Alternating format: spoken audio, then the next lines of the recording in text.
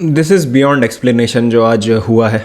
Brentford versus Manchester United का जो game हुआ है ये मतलब आप समझा नहीं सकते किसी को कि एक जो टीम जिसने इतनी अच्छी साइनिंग्स करी है पिछले सीज़न, मतलब ऑल दो they went through a turmoil, एक ऐसी टीम जिसमें वरान आया है, सैंचो आया है, क्रिस्टियानो रोनाल्डो आया, they finish 7th in the Premier League. उसके बाद मतलब हमने लास्ट सीज़न पूरा हमने एनालाइज किया है, डाइसेक्शन किया है कि भाई क्या दिक्कतें हैं, क्या रोनाल्डो ने इस टीम को होल्ड बैक किया, क्या ओले का सिस्टम काम नहीं कर रहा था, रैनिक के आने के बाद भी बहुत सारी चीज़ें तो चेंज हुई नहीं, तो क्या दिक्कत क्या है, बार बार क्यों चीज़ें जो हैं वो सेम तरीके से रिपीट हो रही हैं। अब मैच देखें अगर तो आप सिंगल आउट कर सकते हो तो आप कर सकते हो कि David de Gea was at fault in 2 goals, मतलब 2 गोल उनकी गलती थी प्योरली। पहला गोल जिसमें उन्होंने फंबल कर दिया, दूसरा गोल जिसमें उनका डिस्ट्रीब्यूशन बहुत ही ख़राब था।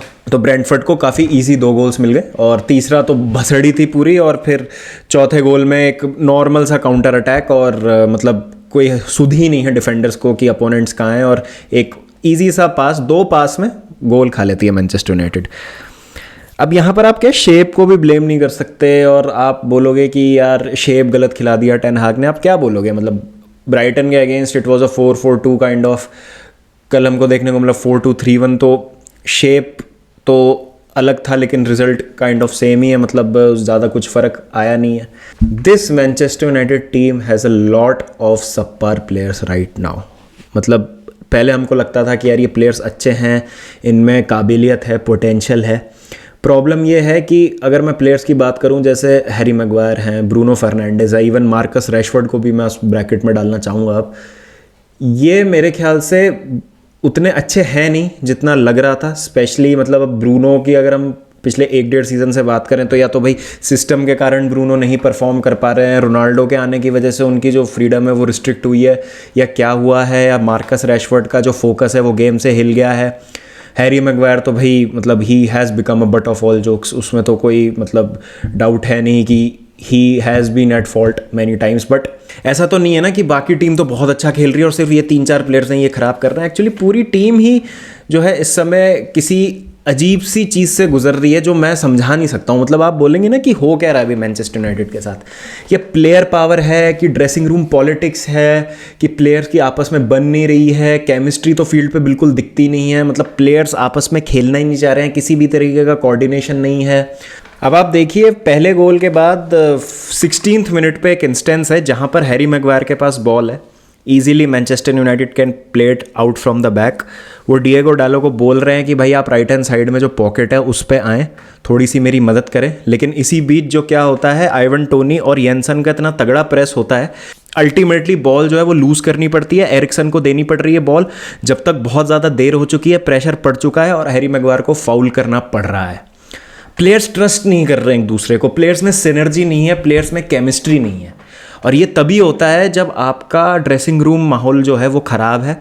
3-4 प्लेयर्स ने कुछ गुटबाजी कर रखी है, कुछ प्लेयर पावर का चक्कर है, क्योंकि बार बार सेम प्लेयर्स हैं, बार बार जो प्लेयर्स हैं वो सेम तरीके के पिक किए जा रहे हैं। 2-3 साल से ये टीम जो है मतलब ये रिग्रेस ही हुई है। जब जोजे मरीनो ने सेम बात बोली थी, रैल्फ रैगनिक ने बोली थी सेम बात कि भाई 10-11 प्लेयर्स जो हैं इस टीम को नए चाहिए, तब जाके इस टीम का कुछ होगा। ये प्लेयर्स नहीं खेल सकते मैनचेस्टर यूनाइटेड की शर्ट पहन के। These players are not good enough, these players are not even Premier League class. अब जैसे आप कह सकते हैं कि भाई जेडन सैंचो तो बहुत अच्छे थे डॉर्टमंड में, यहाँ के क्या हो गया भाई, जेडन सैंचो क्या करेंगे। एक प्लेयर एक जगह पे तभी काम करता है जब उसके अराउंड एक सिस्टम हो। अब कोई सिस्टम ही नहीं दिख रहा है तो आप क्या करोगे। और सिस्टम, अब ऐसा तो है नहीं कि मतलब आपने ओले को बहुत ज़्यादा स्क्रूटनाइज किया था, आपने ओले को बहुत ज़्यादा क्रिटिसाइज़ किया था कि ओले नो टैक्टिक्स ओनली वाइब्स, कोई सिस्टम नहीं, कोई सिस्टम नहीं। क्यों कोई मैनेजर एक सिस्टम लागू नहीं कर पा रहा है इस टीम पे?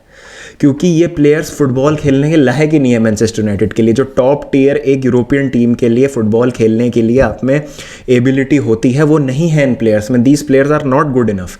एरिक टेन हाग का एक स्टाइल है फुटबॉल खिलाने का, उसके हिसाब के प्लेयर्स ही नहीं है अभी एरिक टेन हाग के पास, और आई थिंक उनको रियलाइज़ ही नहीं था कि उनको कितना ज़्यादा काम करना पड़ेगा। ठीक है, एक वो 4-0 से ज़रूर जीत गई मैनचेस्टर यूनाइटेड, सारी बातें अच्छी हो गई, सब लोग चीज़ें भूल गए, एंथनी मार्शियल का एक मिनी रिवाइवल हो गया तो सबको लगा अच्छा यार कुछ हो सकता है, चलो रोनाल्डो चला भी जाएगा तो एंथनी मार्शियल है शायद कुछ हो जाए। यार मेरे को बताओ, क्रिस्टियानो रोनाल्डो को जो लोग ब्लेम करते हैं कि वो इस टीम को पुल डाउन करता है या रोनाल्डो की वजह से माहौल ख़राब करता है या रोनाल्डो का कंट्रीब्यूशन नहीं है, रोनाल्डो क्या करेगा? एक सिंपल प्रेस नहीं सहन कर पा रही है ये टीम।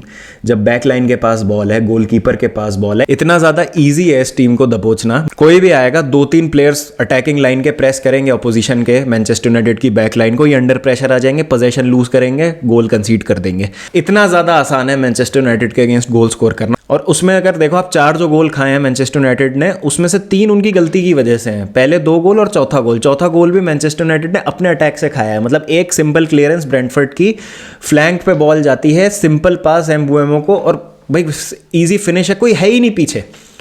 जो बंदा ट्रैक बैक कर रहा है अपने अटैकर को, उसको सुध ही नहीं है कि भाई अटैकर कहाँ है, कितनी पेस से निकल रहा है, मेरी डिफेंसिव पोजीशनिंग क्या होनी चाहिए।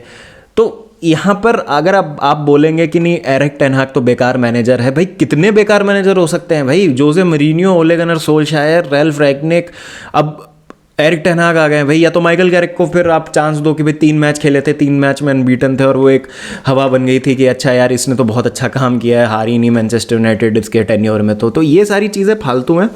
आई थिंक लॉन्ग रन में अगर मैनचेस्टर यूनाइटेड को compete करना है तो they need to spend big, they need to spend wise and they need to spend fast. Time is running out, और अभी भी आप देखो 15-16 दिन ही बचे हैं ट्रांसफर विंडो में, ज़्यादा समय बचा नहीं है। तो ये सीज़न तो अगर बचाना है तो मैनचेस्टर यूनाइटेड को पे करना पड़ेगा। प्लेयर्स ला के दो, जो टेन हाग को चाहिए, एंटनी चाहिए तो एंटनी ला के दो। अब वो जूरियन टिम्बर चाहिए था तो आपको ला के देना था, वो डील कोलैप्स हो गई, इसलिए आप बैकअप में लिसांड्रो मार्टिनेज को लाए। अब एरिक टेन हाग को आप ये कह सकते हो कि आप तारिल मलासिया को लेके आए हो, तो क्यों ल्यूक शॉ स्टार्ट कर रहा है बार बार?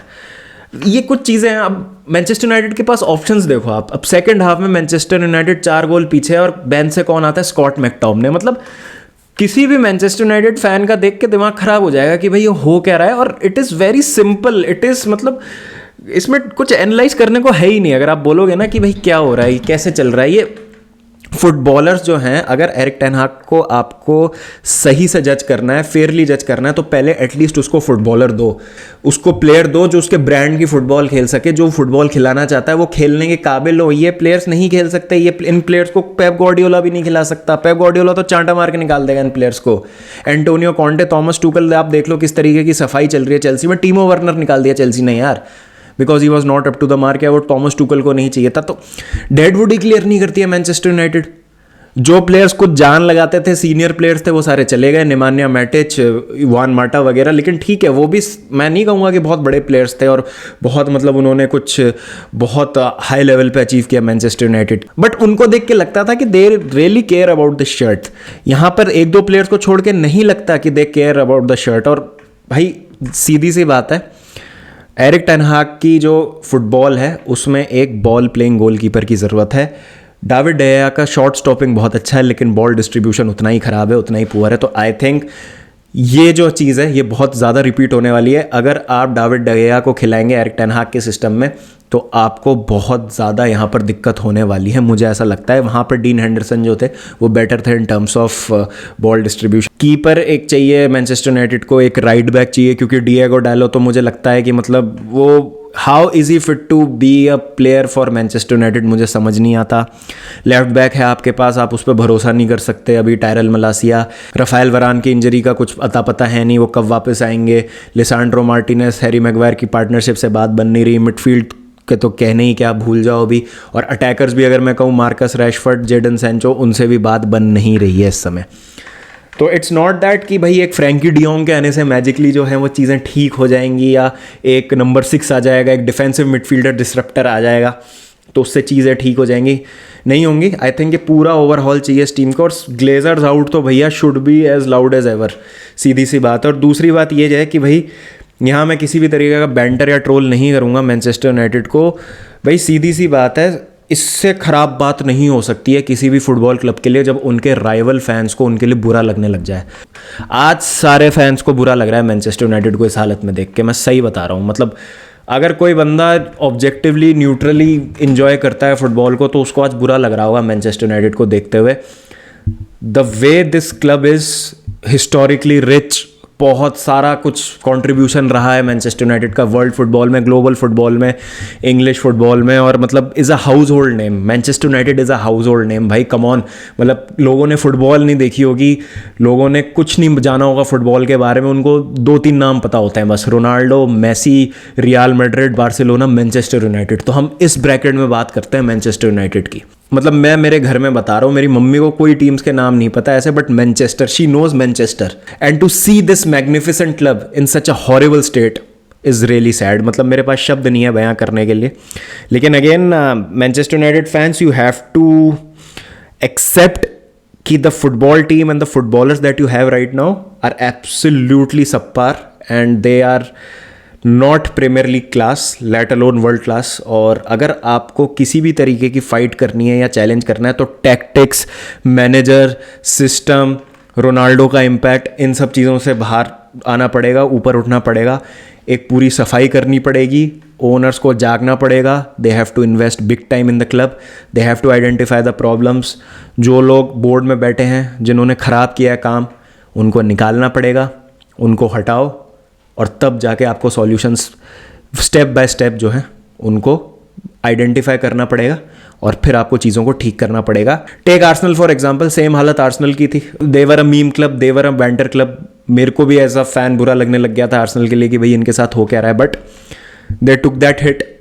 भरोसा किया एक मैनेजर पे, उसको उसकी टीम बनाने का मौका दिया, डेडवुड सारा क्लियर किया, अपने मतलब के प्लेयर्स लेके आए, अच्छे प्लेयर्स लेके आए, और आज देख लो आप, they are being taken seriously. अगर वो कुछ करते भी नहीं है तो बट एक बहुत अच्छी टीम उन्होंने बना ली है, बहुत अच्छी। आज भी देख लो उनका परफॉर्मेंस कैसा था लेस्टर के अगेंस्ट, गैब्रियल हेसूस वगैरह, और 4 गोल उन्होंने वहाँ लेस्टर को मारे।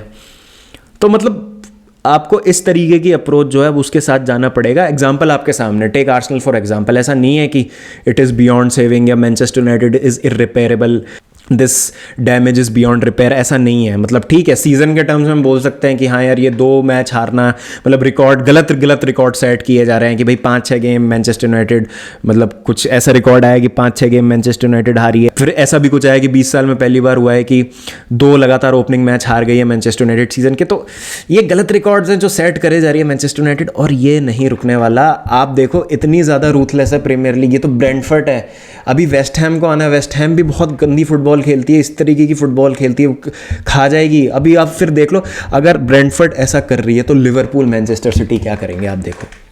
तो अगर यही चलता रहा तो Manchester United will not finish in the top 10 also, मैं आपको बता रहा हूँ। बट आई नो ये जो बैठे हैं लोग ऊपर, वो थोड़ा सा जगेंगे और इन 2 रिजल्ट्स को सीरियसली लेंगे। एंड अगर पैनिक बाय भी करनी पड़ी तो करो, किसी तरीके से सीज़न को संभालो, डेडवुड क्लियर करो, नए प्लेयर्स लेके आओ, identify the problem. Harry Maguire 80 million का अगर नहीं काम कर रहा है, निकालो, अब ऑप्शन नहीं बचा आपके पास। Chelsea identified Lukaku was a problem, Lukaku नहीं होगा प्रॉब्लम, मैनेजर होगा। लेकिन Chelsea are giving manager his time, his space, कि भाई तू अपनी हिसाब से टीम बना, हम देखते हैं क्या होता है। तो इस तरीके के हार्ड डिसीजंस आपको लेने पड़ेंगे। आप फिर बोलोगे यार एरिक टेन हाग तो बेकार मैनेजर है। भाई कितने लोग प्लेयर्स को ब्लेम करते हैं, मैनेजर को नहीं ब्लेम कर सकते आप यार। जब 5-6-7 साल से सेम चीज़ हो रही है तो आप कितनी लेवल तक मैनेजर को ब्लेम करोगे? You have to look at the players. तो यही है बस। और टैक्टिकल एनालिसिस अगर इस गेम का करना है तो बहुत आसान है करना, वो कर देंगे अपन लाइव स्ट्रीम वगैरह करके, आज उसमें ज़्यादा कुछ है नहीं। But there are bigger problems than tactics, systems, और जिस तरीके की मतलब फुटबॉल एरिक टेन हाग खिलाना चाहता है वो नहीं खेल सकती ये टीम। तो in short the future, immediate future I mean, looks a bit bleak. तो मैनचेस्टर यूनाइटेड जितनी जल्दी प्लेयर्स साइन कर लेती है जो चाहिए मैनेजर को, और वो उस हिसाब से फुटबॉल खिलाने लग जाता है तो अच्छा है। वरना तो भाई this season is also going to be a carbon copy of the last season, या it might get even worse, क्योंकि बाकी टीमें स्ट्रॉन्ग हो चुकी हैं। आपकी जो टीम है उसने उस हिसाब से साइनिंग्स करी नहीं है जो उनको करनी चाहिए थी। तो देखते हैं क्या होता है, let's hope for the best, और जस्ट स्टे स्ट्रॉन्ग भाई Manchester United fans. I hope यार चीज़ें सही हो जाए, बिकॉज सीरियसली मुझे अच्छा नहीं लग रहा है यार ऐसे देखते हुए मैनचेस्टर यूनाइटेड को। तो let me know in the comment section what do you think, और क्या होना चाहिए अब अप्रोच यूनाइटेड का, एंड इज टेन हाग टू ब्लेम, या फिर आपको लगता है कि जो मैंने कहा है बात वो सही है, आप उससे अग्री करते हैं, डिसएग्री करते हैं, जो भी आपके पॉइंट ऑफ व्यू है please let me know in the comment section. आज चेल्सी वर्सेस स्पर्स का वॉच अलॉन्ग करेंगे हम। और मैंने सोचा था कि इसके रिव्यू के साथ ही मैं एक प्रीव्यू भी डाल दूंगा चेल्सी स्पर्स का, but that is going to be a separate video जो दोपहर में मैं एयर कर दूंगा उसको, तो आप प्लीज़ उस पर भी नज़र बनाए रखें। But I think this deserved a separate video of its own, तो आज मैं सिर्फ इसी की बात कर रहा हूँ। तो चलिए फिर मिलते हैं थोड़ी देर में चेल्सी स्पर्स के प्रीव्यू के साथ, और फिर उसके बाद अपन रात को वॉच अलॉन्ग में मिलते हैं। Bye bye guys, take care.